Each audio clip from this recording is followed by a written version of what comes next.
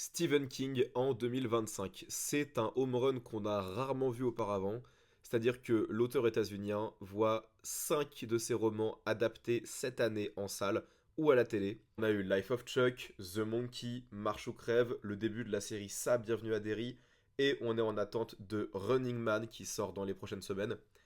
Ma question est la suivante, pourquoi sur ces 5 adaptations, il y en a 2 qui consistent en la possibilité de gagner une immense somme d'argent sous peine d'un énorme danger de mort? Pour moi, la réponse coule de source, c'est évidemment le contexte socio-économique actuel, avec toutes les plus grandes dérives du néolibéralisme qu'on puisse imaginer, à savoir que globalement, on a de plus en plus de pauvres et de plus en plus pauvres, le tout au profit justement du profit des plus grandes fortunes.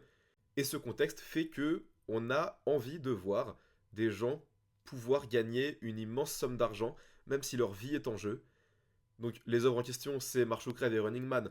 Mais si dans la vraie vie, il y avait un Running Man ou un Marche ou crève, si la situation actuelle continuait dans sa lancée, à savoir appauvrir les plus pauvres, enrichir les plus riches, le tout en creusant cet énorme fossé entre les dominants et les dominés, sachant que le principe de classe moyenne n'existe pas, hein. Il y a les exploités, c'est-à-dire ceux qui doivent travailler pour gagner leur vie, et les exploitants, ceux qui font travailler pour gagner leur vie. Entre les deux, il n'y a rien, c'est-à-dire exploitant, exploité, et c'est tout.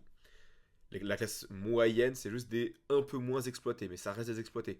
Et donc, qu'est-ce qui nous fait dire que dans les prochaines 10, 15, 20 années, on pourrait pas voir arriver des jeux comme justement Marche ou crève ou Running Man qui consisteraient globalement à mettre sa vie en péril si c'est pour assurer une fortune soit à soi, soit à sa famille ou à ses proches, parce que le système ne nous permettrait plus de vivre décemment. C'est-à-dire qu'aujourd'hui en France, le salaire minimum qu'il faudrait gagner pour avoir un niveau de vie décent est au-dessus du SMIC. Aujourd'hui, travailler à temps plein au salaire minimum n'est plus suffisant pour avoir un train de vie décent.